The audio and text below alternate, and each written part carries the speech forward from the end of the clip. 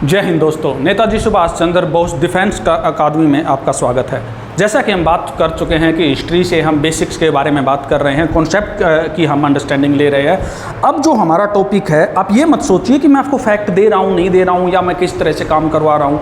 आप सिर्फ सुन लीजिए, क्योंकि मैं बता रहा हूँ हिस्ट्री की अंडरस्टैंडिंग केवल सिर्फ सुनने से अगर बन जाए, ऐसा आपको कहीं नहीं मिलेगा, लेकिन हमारे यहाँ मिलने वाला है। अब हम जितनी भी हिस्ट्री की सीरीज लेने वाले हैं 5 से 10 मिनट की लेंगे, ज़्यादा लंबी नहीं लेंगे, ताकि आपकी अंडरस्टैंडिंग पे काम बन सके। चलिए देखते हैं आगे क्या करते हैं। जैसा कि हमने बात की है कि ये मेरा प्यारा भारत। अब इस प्यारे भारत के अंदर हमने महाजनपद काल तो पढ़ा ही था। जब महाजनपद काल हमने पढ़ा था तो इसके अंदर हमने 16 बिग स्टेट के बारे में बात की थी, महाजनपदों के बारे में बात की थी, बड़े स्टेट के बारे में। अब हम उनकी हायरार्की लेते हैं, शुरुआत लेते हैं।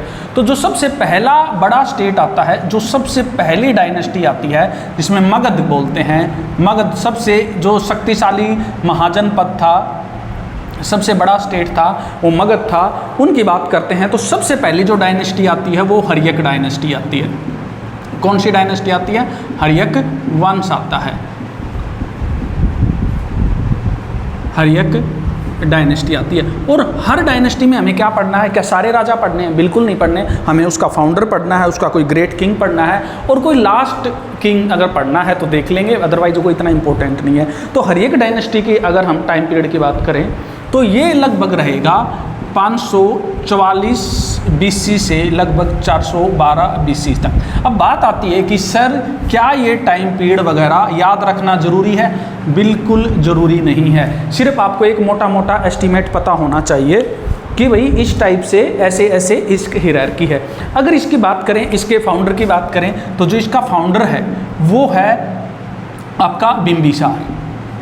अब बिंबिसार के बारे में आपको सबको पता है, बहुत ही महान शासक था, बिंबिसार था।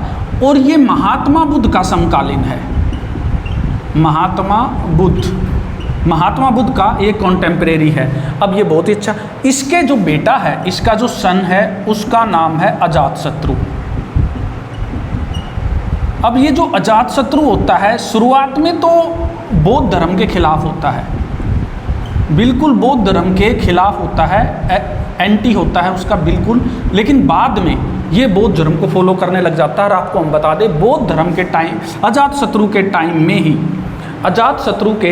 में ही आपकी फर्स्ट बुद्धिस्ट काउंसिल होती है, यानी कि फर्स्ट बुद्धिस्ट काउंसिल, यानी कि प्रथम बौद्ध संगति। पहली बौद्ध संगति अजातशत्रु के टाइम में होती है। इससे ज़्यादा आपको कुछ याद करने की जरूरत नहीं है। लेकिन जब ये हर्यक डायनेस्टी है, इस डायनेस्टी के अंत होने के बाद जो सेकंड डायनेस्टी हमारे पास निकल के आती है, वो है हमारी शिशुनाग डायनेस्टी।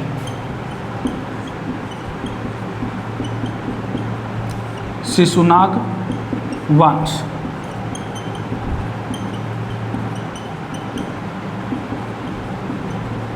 शिशुनाग डायनेस्टी निकल के आती है। अब जो शिशुनाग डायनेस्टी, इसके टाइम पीरियड की बात करें तो ये लगभग उसके बाद आने 412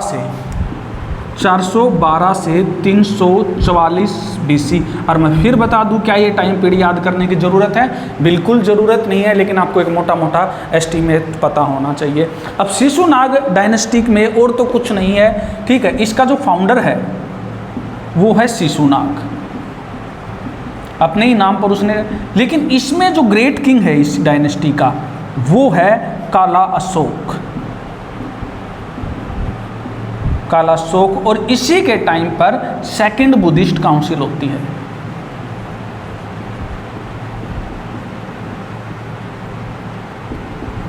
सेकंड बुद्धिस्ट काउंसिल इसी के टाइम पे होती है, क्योंकि आपको पता है बौद्ध धर्म में 4 काउंसिल हुई है। चारों में कौन सी जगह पर हुई है वो जगह इंपॉर्टेंट है, कौन से राजा के टाइम में हुई है वो इंपॉर्टेंट है, और उसमें क्या आउटकम आया था।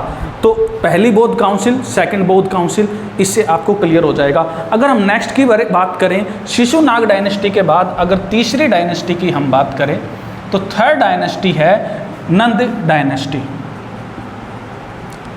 नंद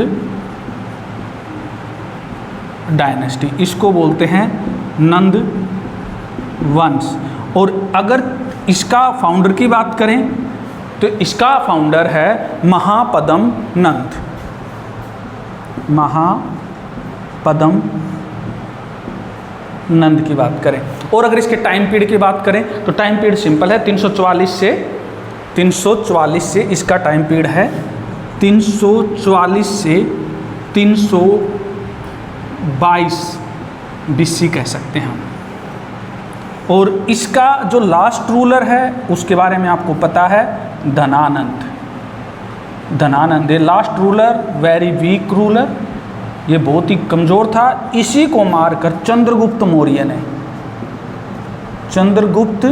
मौर्य ने और किसकी सहायता से, आपको पता है चाणक्य की सहायता से, कौन सी डायनेस्टी की शुरुआत की थी, मौर्य डायनेस्टी। और मौर्य कौन है भाई, मौर्य वंश ये मोर पालने वाली प्रजाति है, यानी कि ये क्षत्रिय भी नहीं है, ब्राह्मण भी नहीं है, ये क्षुद्र या वैश्य में से है। और मौर्य वंश के बारे में बता देते हैं, आज तक का हिंदुस्तान के बहुत सारे राजे महाराजे महान रहे हैं, लेकिन चंद्रगुप्त मौर्य आज तक पराजित नहीं हुआ, ऐसा शासक है।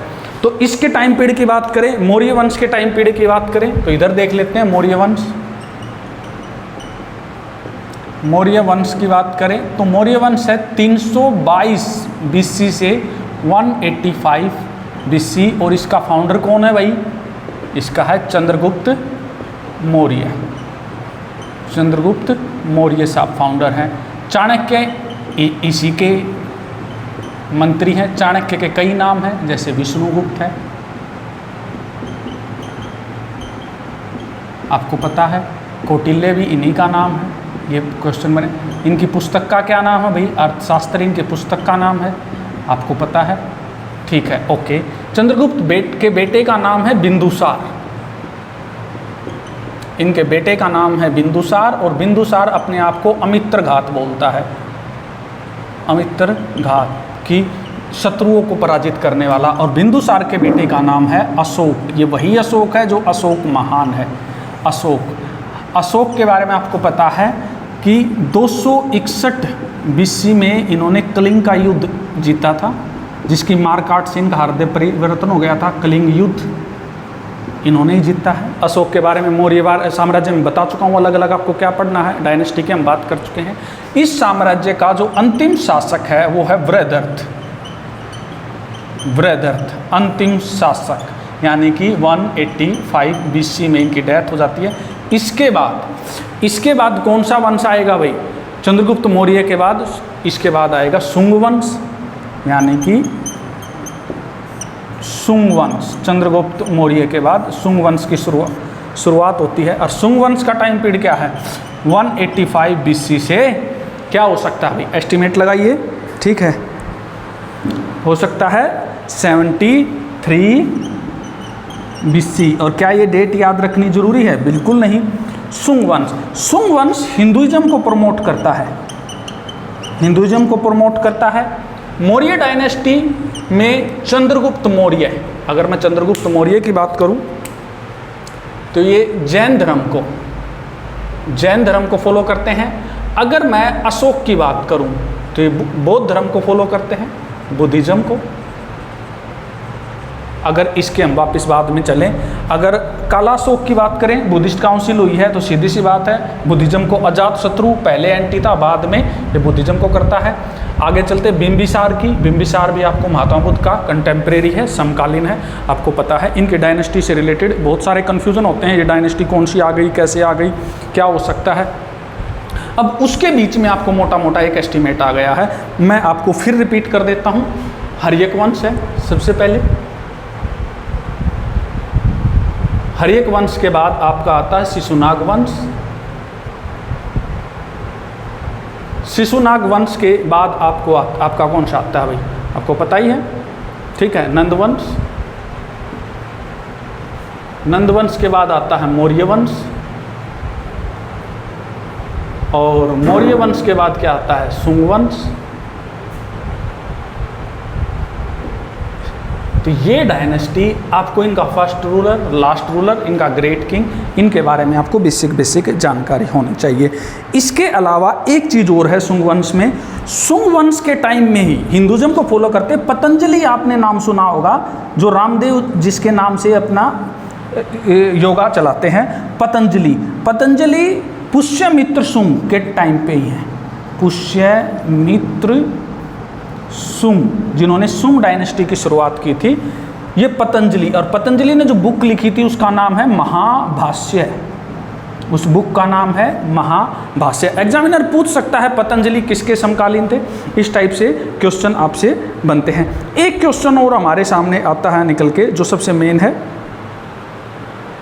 वो है चरक। भाई चरक के बारे में या जीवक के बारे में, जीवक किसके टाइम में था भाई?